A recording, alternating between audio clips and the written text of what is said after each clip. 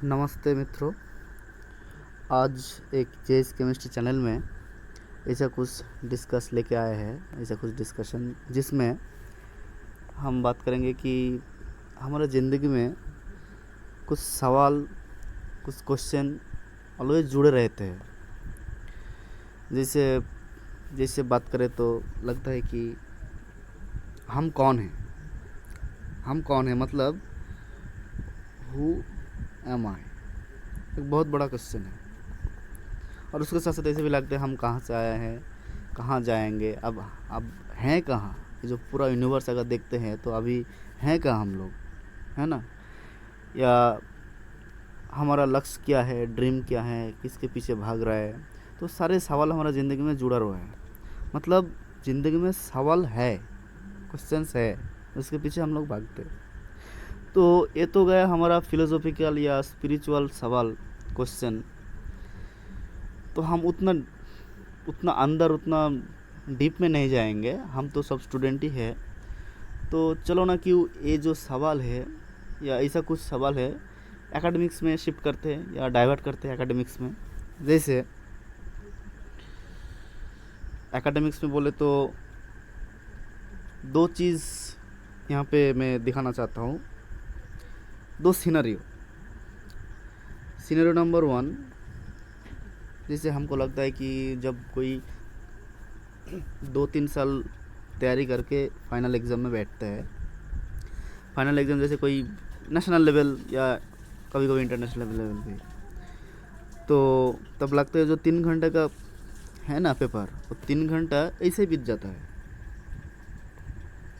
और हमको लगता है कि और भी अगर 1 घंटा 2 घंटा मिल जाए तब भी काम चलेगा, क्योंकि हमको टाइम चाहिए होता है। मतलब ये जो 3 घंटा कुछ ऐसे ही बीत जाता है, जैसे लगता है कि मूवी देखने बैठा हूँ तो ऐसे बीत जाता है, पता नहीं चलता कि 3 घंटा कहाँ से गया, बीत जाता है। यह सिनेरियो नंबर 1। वैसे अगर कुछ सिनेरियो नंबर 2 बोलते हैं, जैसे कुछ हमारा जब क्लासरूम होता है ना, तो बच्चे बैठते हैं, क्लास सुनते हैं, देखते हैं, लेक्चर ऑब्जर्व करता है। लगभग आधा घंटा 40 मिनट्स ऐसे कुछ ऑब्जर्व करने के बाद, लेक्चर सुनने के बाद उसको लगता है कि एक एक मिनट बहुत भारी पड़ जाता है। एक एक मिनट लगभग एक एक साल का बराबर होने लगता है कब ख़त्म होगा ये, कब वो जो घंटी है बजेगा, कब निकलूँगा यहाँ से, हो जाता है ये, है ना। तो ये जो 1 मिनट बहुत भारी पड़ता है। 1 minute equivalent to something like 1 year, है ना। तो ये हमारे साथ ऐसे क्यों होता है? एक्चुअली ये चीज़ जो होता है ना, ये हमारा माइंड गेम है। मतलब हमारा जो सबकॉन्शियस माइंड है ना, वो ऐसे ही कुछ प्रोग्राम किया हुआ है। ऐसा होता है हमारे साथ, एंड ये ट्रू है सारे लोगों के लिए, लगभग ट्रू है ना। तो बात है इसके पीछे राज क्या है। राज है कुछ सबकॉन्शियस माइंड का गेम। मतलब जब मैं एग्ज़ाम हॉल में हूँ, हमारा दिमाग ऐसे काम करते रहता है। मतलब क्या है, हमारे सामने जब कोई क्वेश्चन पेपर आता है ना, ये जो क्वेश्चन पेपर जब मिलता है, एग्ज़ाम हॉल में बैठते हैं, क्वेश्चन पेपर लेके जब शुरू करते हैं लिखने का, तब लगता है कि हाँ, अगर इसको सही से किया, एग्ज़ाम दिया तो कुछ होंगे ज़िंदगी में मतलब एकेडमिक्स में। ज़िंदगी में तो एग्ज़ाम के अलावा के बहुत कुछ हो जाता है ना। तो एकेडमिक्स एक पार्ट है ज़िंदगी का। तो ना यहाँ पे कुछ करना पड़े, क्योंकि हम ड्रीम परसू करना चाहते हैं, हम हमारा जो लक्ष्य है वहाँ पे पहुँचना चाहते हैं। तो उसी के लिए, खुद के लिए कर रहा हूँ, तो ज़रूरत है। तो हमारा माइंड, हमारा जो सबकॉन्शियस माइंड है, वो बोलता है भाई कर ले तू, ये ज़रूरत है तेरे लिए, अगर ये नहीं किया तो तेरा कुछ प्रॉब्लम है आगे फ्यूचर में।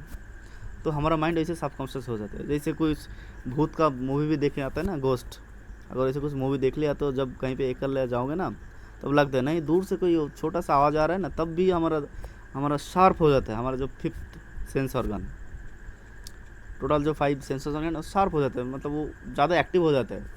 दूसरा टाइम में इतना एक्टिव नहीं है, लेकिन उस टाइम में हो जाता है। ये गेम, इसको कहते हैं माइंड गेम या सबकॉन्शियस माइंड गेम, जो भी बोलो, होता रहता है। यही स्वाभाविक है ना। मतलब क्या है, जब ऐसा कुछ टाइम आता है तो हमारा माइंड ऐसे कुछ एडवाइस करता है या कोई ऐसे डायरेक्शन देता है कि कुछ कर लो, करना चाहिए, अगर नहीं किया तो प्रॉब्लम है, बहुत बड़ी प्रॉब्लम, बहुत बड़ी समस्या है ना। तो ऐसा ही है। लेकिन जब क्लासरूम में होते हैं हम लोग, तब हमारे साथ ऐसा क्यों नहीं होता है? दूसरा गेम क्यों चलता है हमारे साथ? खुद के साथ का गेम में दिमाग में चलता है, जो माइंड गेम कह रहा है उसे। तो क्या लगता है यहाँ पे लग रहा है ना कुछ फ्री का ज्ञान मिल रहा है, कुछ थियोरेटिकल ज्ञान मिल रहा है। अपेरेंटली लगता है इसका कोई काम धंधा नहीं है, वैसे टाइम पता मतलब बिताना है और जो अटेंडेंस लगाना है, जो चलता रहता है। तो ये जो फ्री का ज्ञान मिल रहा है ना, इसे उतना भी ज़रूरत नहीं लगता है तब। किसके लिए? मिडिल बेंचर या लास्ट बेंचर।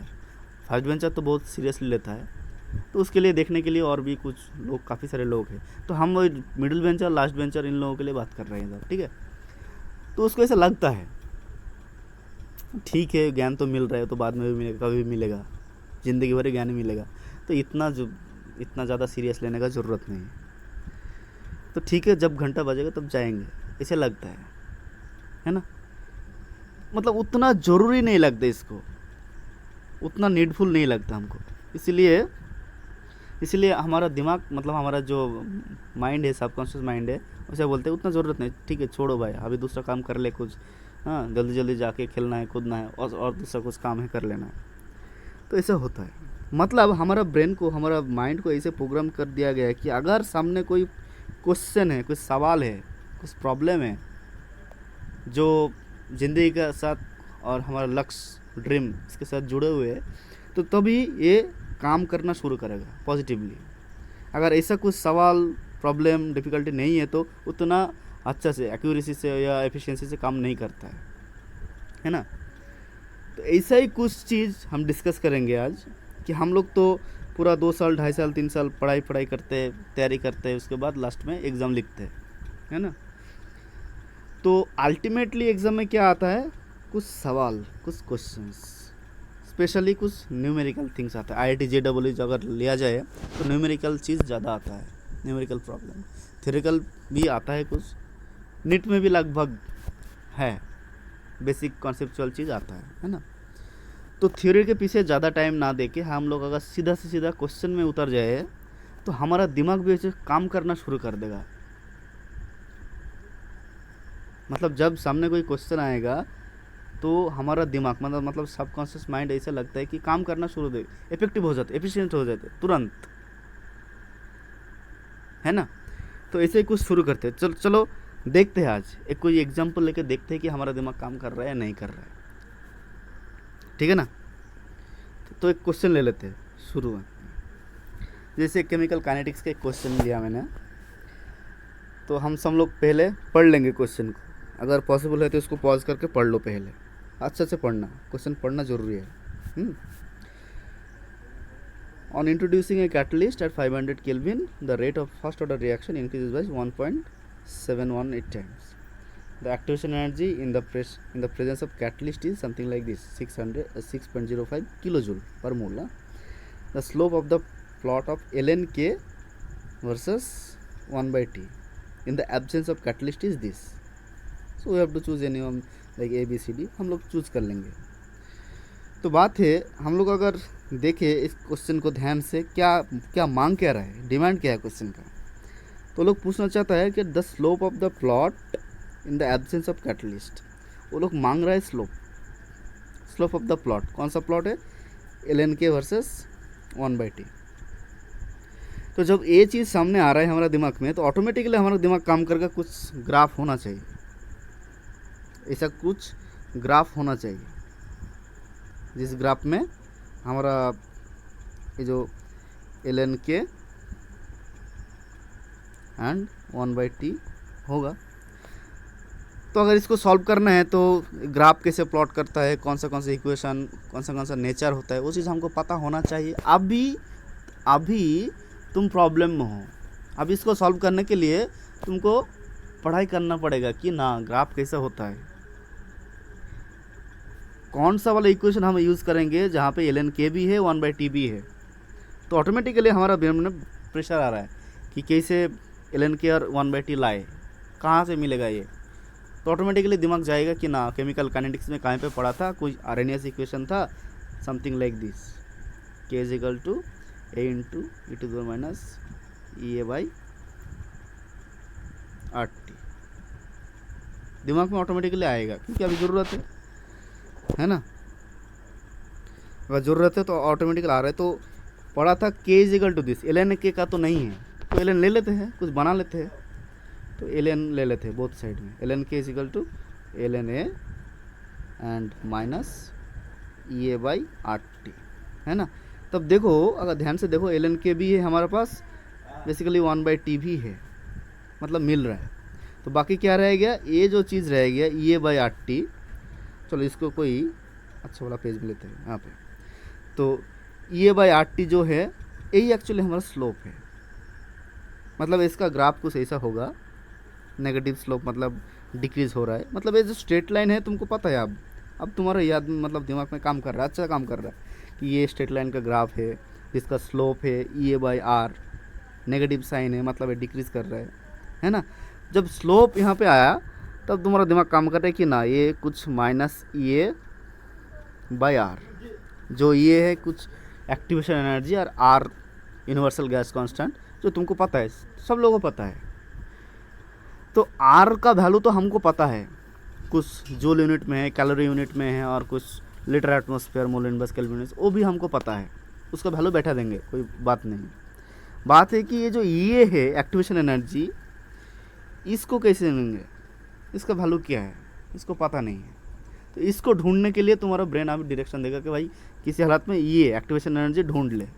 कहाँ से मिलेगा ये एक्टिवेशन एनर्जी, कहाँ से मिलेगा बोलेगा तो चलो क्वेश्चन में आते हैं, कहाँ से मिलेगा, क्वेश्चन में आ जाओ। तो बोल रहे हैं जो प्लॉट है वो क्या होना चाहिए, एब्सेंस ऑफ कैटलिस्ट होना चाहिए। मतलब एब्सेंस ऑफ कैटलिस्ट यहाँ पे हम लोग स्टडी करेंगे, at the same time in introducing of catalyst. मतलब दो चीज़ है यहाँ पे, कैटलिस्ट भी है, विदाउट कैटलिस्ट भी है। मतलब विद कैटलिस्ट इसका रिजल्ट क्या है, इसका जो मटेरियल मतलब जो भी डेटा है, इन्फॉर्मेशन, वो क्या है, और विदाउट कैटलिस्ट इसका क्या है। तो टेम्परेचर क्या दिया गया, 500 kelvin. So T is something like 500 kelvin. बहुत बढ़िया। और जो कैटलिस्ट इंट्रोड्यूस किया है उसके टाइम में हमारा जो एक्टिवेशन एनर्जी वो दिया गया समथिंग लाइक 6.05। मतलब जो एक्टिवेशन एनर्जी ये in presence of catalyst something like 6.05 kilo joule per mole, है ना। और एक चीज़ यहाँ पे बोला है, ताकि वो जो जब फास्ट ऑर्डर का रिएक्शन है फॉलो कर रहा है, उसका जो रेट है वो इंक्रीज़ हो रहा है 1.718 टाइम, 1.71 टाइम इंक्रीज़ हो रहा है। कभी मतलब जब हम लोग को कैटलिस्ट यूज़ कर रहे हैं तब, मतलब ये जो रेट है ना in presence of catalyst, actually 1.718 times of without catalyst, मतलब R catalyst by R without catalyst. समझ गए। तो यही डाटा को हम लेते हैं, ये जो डेटा है इसको अगर हम एनालाइज करेंगे कैसे कैसे इसको यूज़ करेंगे तो देखते हैं। तो चलो पहले इसको थोड़ा इरेज कर लेते हैं, हमको स्पेस चाहिए सॉल्व करने के लिए।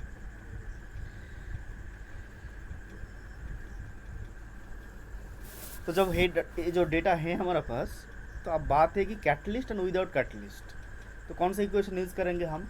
हमको क्या चाहिए एक्टिवेशन एनर्जी। एक्टिवेशन एनर्जी हमको चाहिए अभी, ये विदाउट कैटलिस्ट, है ना। तो कौन सा इक्वेशन यूज़ करेंगे, हमारा दिमाग अभी काम करेगा थोड़ा बहुत। तो दो चीज़ है, कैटलिस्ट भी है, विदाउट कैटलिस्ट भी है। मतलब वो जो आरएनएस का इक्वेशन था, के was something like a into e to the power minus e a by r t। तो यहाँ पे दो चीज़ है, कैटलिस्ट भी है, विदाउट कैटलिस्ट भी, सेम टेम्परेचर कांस्टेंट। तो मतलब यहाँ पे दो डेटा एक साथ अगर बैठेंगे, दो रेट कांस्टेंट की अगर बैठेंगे यहाँ पर, तो ऐसे कुछ करेंगे, कुछ रेशियो ले लेंगे यहाँ पे, K1/K2 या K2/K1 और K catalyst by K without catalyst. चलो K catalyst by without catalyst ले लेते हैं। तो इसको ऐसे लिखते हैं, अगर रेशियो लेना है तो ए क्यू लेना है ना। अगर रेशियो लेना है तो ए कैंसिल हो जाएगा, तो ए नहीं ले रहा है, तो ऐसे ले रहा है K catalyst by K without catalyst is equals to here. So A by A cancel हो गया तो लिखने का ज़रूरत नहीं है। क्या रहेगा, exponential e to the power minus वो जो 1/RT है ना, उस दोनों लोगों के सेम है, तो बाहर आ गया एज ए कॉमन। ये जो एक्टिवेशन एनर्जी है दैट इज़ ई कैटलिस्ट ये जो कैटलिस्ट है इसीलिए पहले आ रहा है माइनस ई विदाउट कैटलिस्ट, है ना। बस इसको सॉल्व करना है। अभी बात है यहाँ पे एक्सपोनेंशियल टर्म है, लेफ्ट हैंड में कुछ नहीं है, तो क्या करेंगे इसको, अगर कोई एक्सपोनेंशियल टर्म है कोई इक्वेशन में तो उसको सॉल्व करने के लिए एल ले लेंगे, नेचुरल लॉग। तो ले लो, अगर नेचुरल लॉग ले लिए तो L of this K C by K without catalyst is equal to something like this minus 1/r, ठीक। सो ये जो E A minus E W C, sorry ये जो activation energy catalyst minus without catalyst, तो यहाँ पे घुमा लेते हैं, यहाँ पे प्लस साइन दे देते हैं, तो ये जो है catalyst without catalyst minus catalyst, है ना, बोथ आर एक्टिवेशन एनर्जी। तो ले लेते हैं, नेचुरल लॉग को अगर लॉग में कन्वर्ट किया जाए तो 2.303 आता है, तो लॉग सो के सी बाई के डब्ल्यू मतलब कैटलिस्ट बाई विदाउट कैटलिस्ट, इसका वैल्यू हमको पता है 1.714, तो वहाँ पर डायरेक्ट बैठा देते 1.718, और यहाँ पे 2.303 वो बाकी है, उसको लिख देंगे यहाँ पे 2.303। आर का वैल्यू हम पता है हमको, तो आर का वैल्यू बैठा देंगे। टेम्परेचर का वैल्यू पता है, टेम्परेचर समथिंग लाइक कुछ 500 केल्विन, उसका भी वैल्यू यहाँ पे बैठा देंगे। बैठाने के बाद तुरंत इधर में हम लोग यहाँ पे लिखेंगे ई विदाउट कैटलिस्ट माइनस ई कैटलिस्ट, है ना। तो यहाँ पे लॉग जो है लॉग 1.718, उसका तो कुछ वैल्यू मिलेगा हमको, अगर हम कैलकुलेटर में पुट करें तो कुछ तो वैल्यू मिलेगा, एक्स वाई जेड जो भी है। तो वो जो एक्स वैल्यू है, एक्स इंटू ये जो वैल्यू है 2.303 आर इंटू टी, ये बैठा दिया कैलकुलेटर में। इसको हमारा क्या मिला, विदाउट कैटलिस्ट माइनस कैटलिस्ट। तो यहाँ पे कुछ वाई वैल्यू मिला है, ये जो वाई वैल्यू मिला है यहाँ पे, इसको साथ अगर हम लोग ये जो ई कैटलिस्ट सब यहाँ पे एडिशन हो रहा है, क्योंकि माइनस इधर आ रहा है प्लस हो रहा है, तो डायरेक्ट हमारा विदाउट कैटलिस्ट का वैल्यू आ रहा है।